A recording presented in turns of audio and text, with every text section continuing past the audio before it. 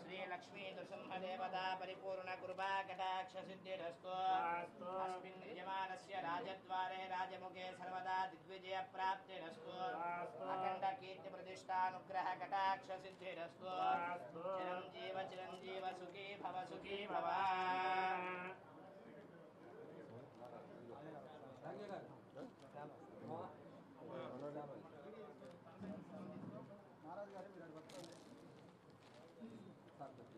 నించోవాలి కదా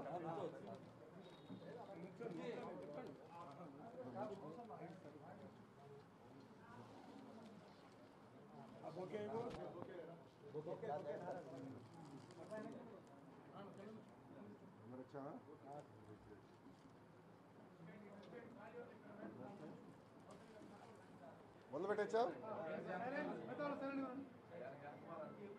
అందరు 2 నిమిషాలు ఓపిక పట్టాలమ్మా. అందరికీ నమస్కారం. 2019 ఎన్నికల్లో నేను మంగళగిరిలో ప్రచారం చేసే సమయంలో స్వర్ణకారులు కలుస్తాం జరిగింది. వాళ్ళతో అనేక విషయాలు చర్చించిన తర్వాత స్వర్ణకారులకి నేను ప్రత్యేక మేనిఫెస్టో కూడా 2019లో పెట్టుకుంటాం జరిగింది. ఆ మేనిఫెస్టో మొన్న మన ఎన్నికలు గెలవలేకపోయినా ఆ మేనిఫెస్టోలో నేను ఏదైతే హామీలు ఇచ్చానో స్వర్ణకారులకి అది తూచా తప్పకుండా అమలు చేయాలనే లక్ష్యంతో మేము ముందరికెళ్తాం జరుగుతుంది. మొన్న నవంబర్ మాసంలో అయితే ఏకంగా 2 స్వర్ణకారులు ఆర్థిక ఇబ్బందుల వల్ల ఆత్మహత్య చేసుకునే పరిస్థితి వచ్చింది. ఆ కుటుంబాలని నేను కూడా స్వయంగా కలిశాను. వాళ్ళని కూడా నేను పరామర్శించిన తర్వాత గౌరవనీయులు పెద్దలు అబద్దయ్య గారి ఇంట్లో స్వర్ణకారులకు సంబంధించిన పెద్దలందరితో, దాంట్లో భాగంగా డాంగయ్య గారితో, ఇతర పెద్దలందరితో కూర్చొని దాదాపు 2-3 గంటలు చర్చించాం.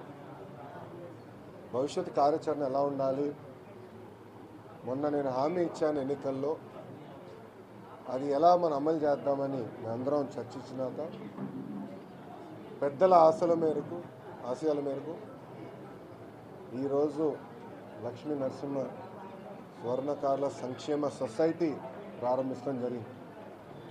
ఆనాడు పెద్దలందరూ చాలామంది చెప్పారు, అయ్యా ఇప్పటివరకు చాలామంది మాట్లాడారు, మారుతూనే ఉన్నారు, కానీ ఇప్పటివరకు ఎవరు చేయలేదు.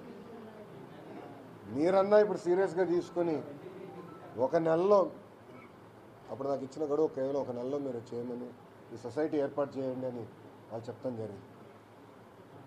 మీ అందరూ తెలుసు, దాని తర్వాత అమరావతి ఉద్యమం ప్రారంభమైంది. ఆ ఉద్యమంలో పెద్ద ఎత్తున పోరాడుతూ ఇంకో పక్కన నా పైన ఏదైతే పవిత్రమైన బాధ్యత పెద్దలు పెట్టారో అది నిలబెట్టుకోవాలనే లక్ష్యంతో ఈరోజు 1 నెల ఆలస్యమైన సొసైటీని ఏర్పాటు చేసుకుంటాం జరిగింది. ఈ సొసైటీలో ప్రధానంగా స్వర్ణకారులందరూ సభ్యులుగా చేరిన తర్వాత 9 అంశాలపైన వాళ్ళని ఆదుకోవాలనేది మేము నిర్ణయించాం. మొదటిది, బ్యాంక్ ద్వారా లింకేజ్ పకడ్బందీగా చేసి ఎవరైతే ఎలిజిబుల్గా ఉన్నారో వాళ్ళందరికీ డైరెక్ట్గా గోల్డ్ బిస్కెట్ రుణాలు ఇప్పించాలనేది మొదటి అంశం. రెండో అంశం వచ్చి ఎవరైనా ఒకవేళ ప్రమాదంలో చనిపోతే 2 లక్షల రూపాయలు ఇచ్చి ఆదుకోవాలని నిర్ణయం తీసుకున్నాం. అదే సహజ మరణం అయితే ఇంకొక 50,000 రూపాయలు ఇచ్చి ఆదుకోవాలని కూడా ఈ సొసైటీ నిర్ణయం తీసుకుని, ఇంతేకాకుండా ఈ సొసైటీలో చేరిన సభ్యులకి మరియు వాళ్ళ కుటుంబ సభ్యులకి ప్రతి సంవత్సరం ఉచితంగా ఆరోగ్య పరీక్షలు చేయాలని కూడా సొసైటీ తరఫున మేము నిర్ణయించాము. 4వ అంశం వచ్చేగల మీ అందరూ తెలుసు, స్వర్ణకారులు అంటే చాలా మైన్యూట్ వర్క్ చేస్తారు, దాంతో వాళ్ళకి ఐసైట్ ఇబ్బందులు ఉంటాయి.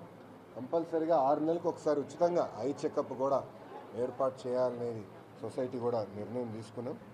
ఇంతేకాకుండా స్వర్ణకారులు అందరూ తెలుసు, కొంచెం పోలీస్ వేధింపులు అనేది ఉంటుంది.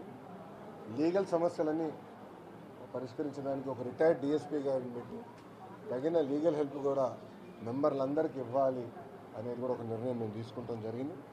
ఆ రోజు వచ్చేగల కేంద్ర ప్రభుత్వం అనేక స్కీమ్స్ పెడుతున్నాయి, కానీ ఆ స్కీమ్స్ తీసుకుని స్వర్ణకారులకి అనుసంధానం చేయలేకపోతున్నాం.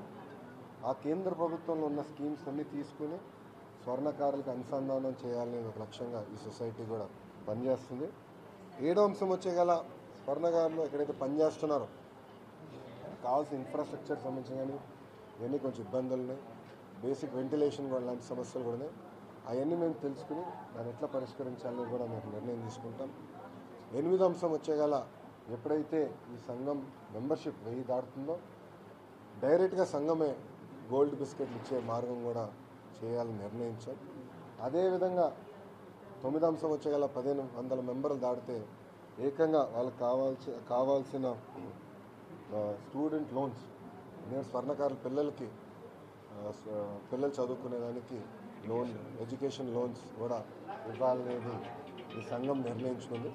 సో ఈ 9 అంశాలపైన మేము పెద్ద ఎత్తున స్వర్ణకారులకి ఆదుకోవాలని నిర్ణయంతో ఈ సొసైటీ ఏర్పాటు చేసుకున్నాం. నేను లక్ష్మీ నరసింహస్వామి దర్శనం కూడా చేసుకున్నాను. ఆయన ఒకటే కోరాను, నేను రాజకీయాలకు వచ్చిన తర్వాత మొదటి సొసైటీ లక్ష్మీ నరసింహ స్వర్ణకార సంక్షేమ సొసైటీ ఏర్పాటు చేసుకున్నాను. సో నాకు శక్తి ఇవ్వమని కోరాను. నేను పవిత్రమైన కార్యక్రమం ప్రారంభిస్తున్నాను ఇక్కడ. ఈ కార్యక్రమాన్ని జయప్రదం చేసేదానికి నాకు శక్తి ఇవ్వమని కోరటం కూడా జరిగింది. ఇంతేకాకుండా ఈరోజు మనం ఇంత దూరం వచ్చామంటే దీని వెనకాల చాలామంది కష్టపడటం కూడా జరిగింది. ఇది కేవలం ఒక లోకేష్ వల్ల అయింది కాదు. ప్రధానంగా మనం చూసుకుంటే మన వంతు నాగరాజు గారు ఉన్నారు, అదేవిధంగా మన మహేష్ గారు ఉన్నారు, రాజుల శ్రీనివాసరావు గారు, జన్నాదుల శ్రీనివాసరావు గారు, దామర్ల మహేష్, దామర్ల సతీష్ గారు, వింజమూరి శ్రీనివాసరావు గారు, అదేవిధంగా ఇతర పంచుల రమేష్ గారు, ఇతర సంఘ మెంబర్లు అందరూ కూడా ఉన్నారు. అందరూ కూడా కలిసికట్టుగా ముందరకు వచ్చి ఈ సంఘాన్ని బలోపేతం చేయాలని లక్ష్యంతో పనిచేస్తున్నాం. ఇక్కడ నేను అందరిని ఒకటే కోరుతున్నా, రాజకీయాలు అతీతంగా మనం పనిచేద్దాం. ఈ సంఘం ఏర్పాటు చేసింది స్వర్ణకారులకి అండగా నిలబడేదానికే. అందుకే రాజకీయాలు రంగులు పూయొద్దండి దయచేసి. రాజకీయాలు అతీతంగా మనందరం కలిసికట్టుగా పనిచేయాలని పెద్దలందరినీ కోరుకుంటూ, నాకేదైతే ఈ పవిత్రమైన బాధ్యత నాడు నవంబర్ మాసంలో పెద్దలు ఇచ్చారో, 1 నెల ఆలస్యమైన మనం ఈరోజు మన సొసైటీ ఏర్పాటు చేసుకుని ముందరికెళ్తున్నాం. తూచా తప్పకుండా మేము ఇచ్చిన 9 హామీలు తూచా తప్పకుండా మేము అమలు చేస్తాం. మేము అందరూ కూడా నిర్ణయం తీసుకుని ప్రతి నెలకు ఒకసారి మేము అందరం కూర్చుంటాం. నేను కూడా సలహాలు ఇస్తాను ఉంటాను. ఇది ఎట్లా ముందరికి తీసుకెళ్ళాలి, ఒక మంగళగిరికి ఆదర్శంగా కాకుండా రాష్ట్ర వ్యాప్తంగా ఉన్న స్వర్ణకారులందరికీ ఆదర్శంగా నిలబడే లక్ష్యంలో ఈ సొసైటీ పనిచేయాలని కూడా పెద్దలు నేను కోరుకుంటూ, నాకు ఈ అవకాశం ఇచ్చిన స్వర్ణకారులందరికీ నా హృదయపూర్వక ధన్యవాదాలు తెలుపుకుంటూ నేను సెలవు తీసుకుంటున్నా. అందరికీ నమస్కారం.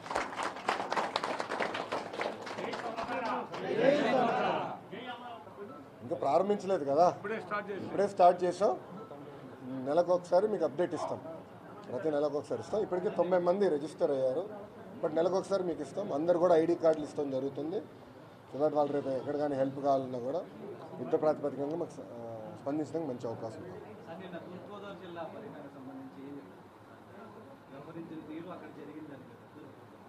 అంటే దొంగల రాజ్యం, రౌడీ రాజ్యం ఇంకా ఏముంది దానికన్నా. శాంతియుతంగా పార్టీ పిలుపు మేరకు ప్రజా చైతన్య యాత్రలో పాల్గొనడానికి నేను వెళ్ళా. రాజానగరం నియోజకవర్గంలో అక్కడ అన్నగారి విగ్రహం ఉంది, దాన్ని ఆవిష్కరించాలని మేము వెళ్ళాము. ఆవిష్కరించడానికి వెళ్ళే సమయంలో ఒక 40 మంది పెయిడ్ ఆర్టిస్టులు తీసుకొచ్చి ఏదో పురుషోత్తపట్నం లిఫ్ట్ ఇరిగేషన్ స్కీమ్కి నిర్వాసితులకి మేము ఫైనాన్షియల్ ప్యాకేజ్ ఆనాడు తెలుగుదేశం పార్టీ ఇవ్వలేదని ఆ ముసుగులో 40 మంది పెయిడ్ ఆర్టిస్టులు వచ్చి గొడవ దిగేదానికి ప్రయత్నించారు. మేము కూడా పెద్ద ఎత్తున వెళ్తున్నాం, మంచి ర్యాలీలు వెళ్తున్నాం కనుక ఇంక ముందరికి వెళ్ళిపోయిన తర్వాత తిరిగి వచ్చే సమయంలో కావాలని అక్కడ ఉన్న ఎమ్మెల్యేలు అంతా రౌడీ ఎమ్మెల్యేలు కదా వీళ్ళందరూ, ఆ రౌడీ ఎమ్మెల్యేలు అందరూ వచ్చి చాలా దారుణంగా పెట్రోల్ బాంబులు వేస్తారని, ఇంకో పక్కన టైర్లు తగలబెట్టి అడ్డుకోవాలని ప్రయత్నించారు. మేము కూడా ఒక నిర్ణయం తీసుకున్నాం తెలుగుదేశం పార్టీ తరఫున, శాంతియుతంగా ఉండాలి. ఆంధ్ర రాష్ట్రమే శాంతియుతంగా ఉండాలి. మనందరం ఆంధ్రులమే. మన భవిష్యత్తు మనం కాపాడుకోవాలి. ఎవరు దిగిరారు. ఇంకా ప్రతిదాన్ని గొడవ దిగితే కూడా బాగుండదని మేము కూడా పోలీసు వాళ్ళు కూడా ఇన్ఫర్మేషన్ ఇచ్చిన తర్వాత వేరే దారిలో వస్తాం కూడా జరిగింది. నేను ప్రజలందరినీ కోరేది ఒకటే, ఈరోజు ఆంధ్ర రాష్ట్రం చాలా కష్టమైన పరిస్థితుల్లో ఉంది. మీ నాయకుడే ఇంకో పక్కన జగన్మోహన్ రెడ్డి గారు చెప్తున్నారు కదా, కష్టమైన పరిస్థితులు ఉన్నప్పుడు మనందరం కలిసికట్టుగా పనిచేయాలి. అంతేగాని విద్వేషాలు రెచ్చగొట్టి ప్రాంతాల మధ్య చిచ్చు పెట్టాల్సిన అవసరం లేదని వాళ్ళు కోరుతున్నారు. ఇంకా ఇట్లా అడ్డుకుంటే దీనివల్ల ఏమొస్తుందో నాకైతే అర్థం అవట్లేదు. ఎందుకంటే అధికారంలోని ఇప్పుడు వైకాపా వాళ్ళు ఇప్పుడు తెలుగుదేశం పార్టీ న్యాయం చేయలేదు అంటున్నారు. వాళ్ళనే న్యాయం చేయాలి కదా, 10 నెలలు అయింది. వాళ్ళని న్యాయం చేయలేకపోతున్నారు. నాకు అర్థం అవట్లేదు.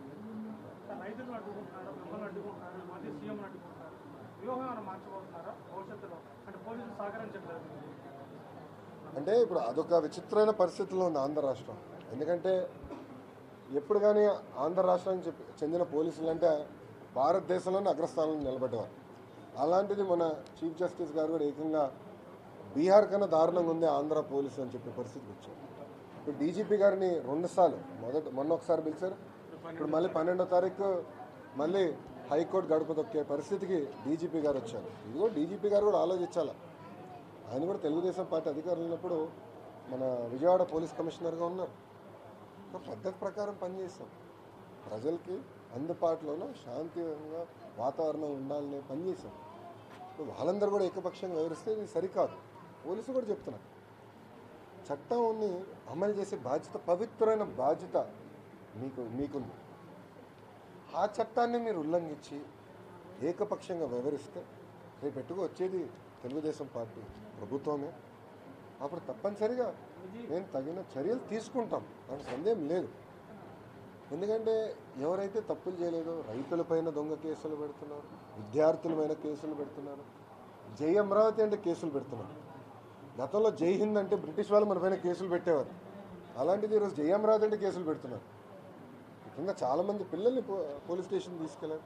మొన్న కూడా నేను సబ్ జైలుకి వెళ్తే ఒక రైతన్న 71 సంవత్సరాల వయసు, ఏనాడు పోలీస్ స్టేషన్కి వెళ్ళని వ్యక్తిని ఏకంగా సబ్ జైలుకి పంపించింది ఈ ప్రభుత్వం. 2500 మంది రైతులపైన ఇప్పటికీ కేసులు పెట్టారు. 500 మంది రైతుల్ని జైలుకి తీసుకెళ్ళారు. ఇప్పటికీ అమరావతిలోనే 50 మంది రైతులు గుండెపోటుతో మరణించారు. 50 మంది రైతులు. ఆంధ్ర రాష్ట్ర వ్యాప్తంగా 300 మంది రైతులు ఆత్మహత్య చేసుకున్నారు. ఈ సమస్యలు మీరు పరిష్కరించండి, కానీ అడ్డగోళమే అడ్డుకుంటాంటే ఎన్నాళ్ళని అడ్డుకుంటాం? ఇప్పుడు శాంతియుతంగా ఉండాలని మేము నిర్ణయం తీసుకున్నాం. కానీ ఇది చేతగాంతనం అనుకుంటే వాళ్ళు పొరపాటు పడుతున్నారు. మాకు పౌరుషం ఉంటుంది, మాకు కార్యకర్తలు ఉన్నారు. రేపు లా అండ్ ఆర్డర్ ఇష్యూ అవుతుందని మేము చేయట్లేదు. దయచేసి పోలీసుల సోదరులు కూడా ఇది గమనించి శాంతి భద్రతలు ఆంధ్ర రాష్ట్రంలో కాపాడాల్సిన బాధ్యత డీజీపీ గారి దగ్గర నుంచి పోలీస్ కానిస్టేబుల్ వరకు వాళ్ళపైన బాధ్యత ఉంది.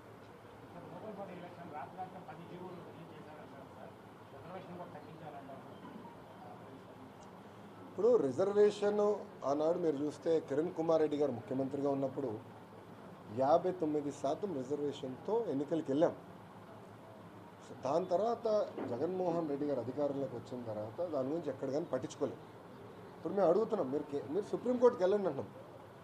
మన బీసీ సోదరులకు అన్యాయం జరగబోతుంది, దీనివల్ల బడుగు బలహీన వర్గాలకి రాజకీయ అవకాశాలు కోల్పోతున్నారు, మీరు సుప్రీంకోర్టుకి వెళ్ళండి అని చెప్తే కూడా వాళ్ళు స్పందించే పరిస్థితిలో ఈ ప్రభుత్వం లేదు.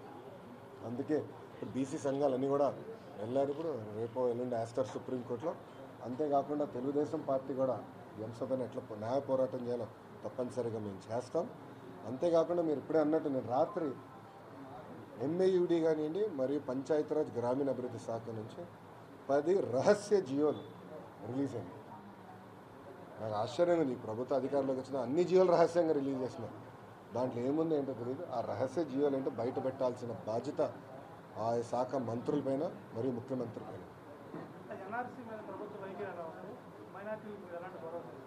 ఇప్పుడు ఎన్ఆర్సీ విషయంలో తెలుగుదేశం పార్టీ ఇప్పటికీ చాలా స్పష్టంగా చెప్పింది, మైనారిటీ సోదరులు ఒక అభద్రత భావన అనేది కలిగింది. ఇది తొలగించాల్సిన బాధ్యత కేంద్ర ప్రభుత్వం పైన ఉంది. అంతేకాకుండా ఈరోజు రాష్ట్ర ప్రభుత్వం కూడా, ఎందుకంటే ఈరోజు రాష్ట్రంలో 150 సీట్లతో గెలిచింది వైకాపా, 22 ఎంపీలు ఉన్నారు. ఇప్పుడు కొత్తగా రాజ్యసభ కూడా అయిపోతే దాదాపు 5 రాజ్యసభ సభ్యులు కూడా వాళ్ళకు ఉంటారు. సో వాళ్ళు కేంద్ర ప్రభుత్వమైన పోరాడాల్సిన అవసరం ఉంది, ఆ బాధ్యత వాళ్ళకు ఉంది. ఎందుకంటే ఆ సంఖ్య కూడా ఇప్పుడు వైకాపా పార్టీకి ఉంది, వాళ్ళు పోరాడతారని కూడా నేను ఆశిస్తున్నాను.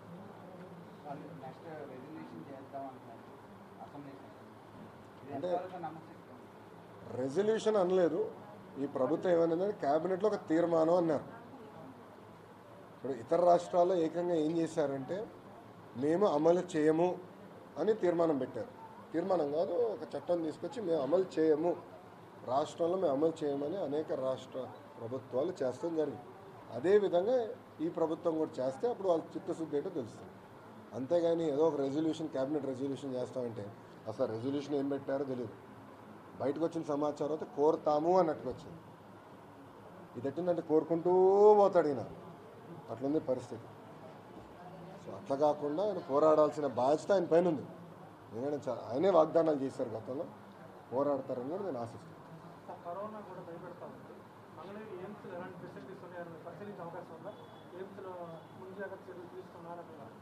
అది ఇప్పుడు ప్రభుత్వమైన బాధ్యత ఉంది కదా, ప్రభుత్వం కూడా సీరియస్గా తీసుకోవాలి. ఎందుకంటే ఈ వైరస్ సమస్యలు కూడా ఇప్పుడు తెలంగాణకు కూడా వచ్చింది. ఒకరు ఆల్రెడీ మన ఆసుపత్రులు కూడా ఉన్నారని సమాచారం కూడా వచ్చింది. అందరూ జాగ్రత్తలు కూడా తీసుకోవాల్సిన అవసరం ఉంది. ప్రభుత్వమైన కూడా ఒక బాధ్యత ఉంది, వాళ్ళు కూడా తగిన చర్యలు తీసుకోవాలి. Okay, thank you.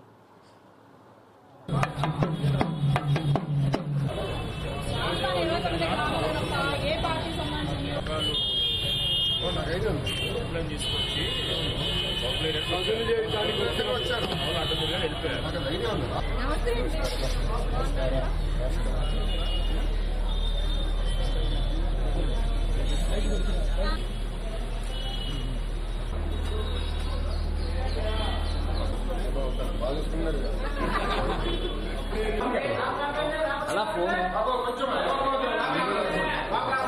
బయటికి రండి, బయట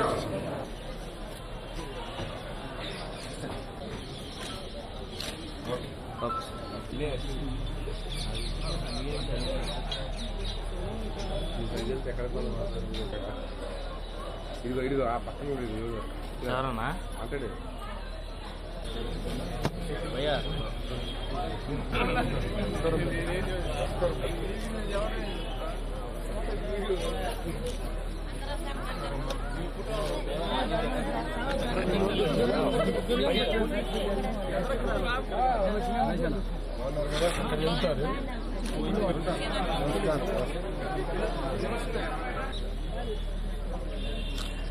ఫోకస్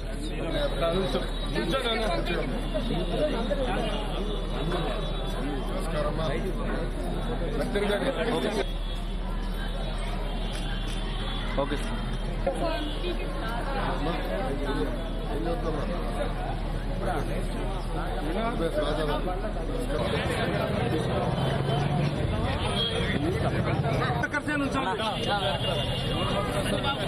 ఓకే సార్.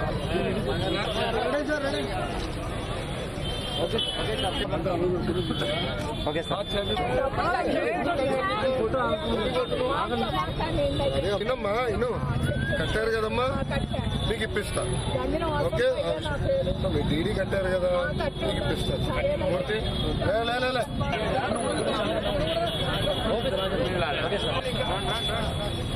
గాజులు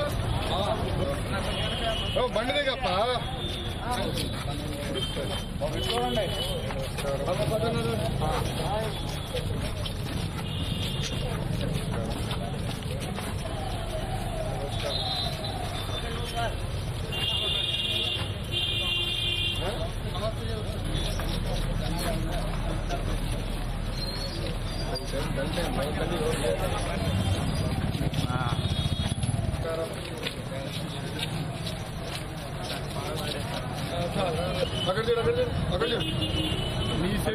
ఓకే సార్.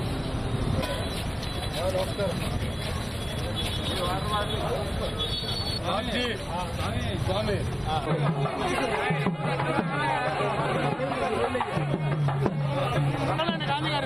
Okay sir. తీయాసే చెప్పు వస్తాం.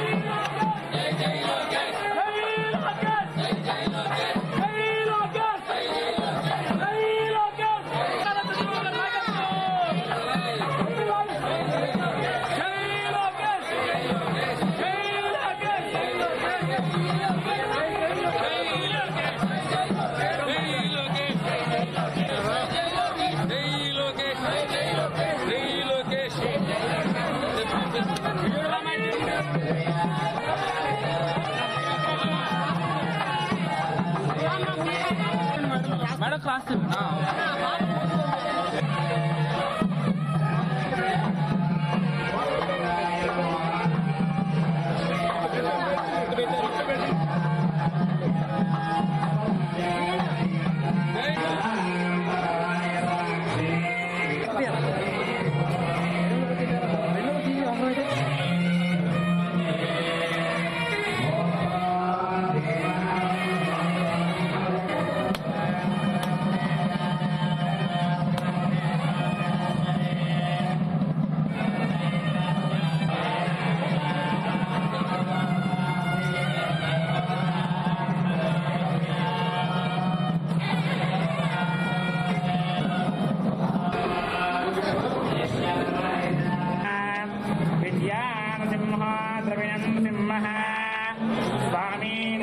सकलं सिंहः ओम मुद्दीत्यस्वजात वेद भक्षं निरतिम्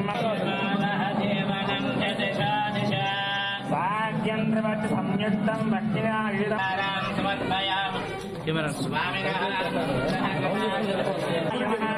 गिरीशाय नमः चातुर्दये नमः महालक्ष्मीपयामि गोपाकावयामि दीपं दर्शयामि लोकदेवान्तरमर्घ्यं समर्पयामि आचमनीयं समर्पयामि अष्टाङ्ग सात्पुण्यार्थं सापदाख्यर्थं फलोपहारं निवेदयामि ओं नमो नारायणाय समर्पयामि आचमनीयं राज्यलक्ष्मीसमेतान्तलोकानि सद्दिव्यबोधये राजहंसाय रूढायै गोविन्दाय नरसिंहाय दिव्यमन्त्रपुष्पं समर्पयामि चिरञ्जीव सुखी भव सुखी भव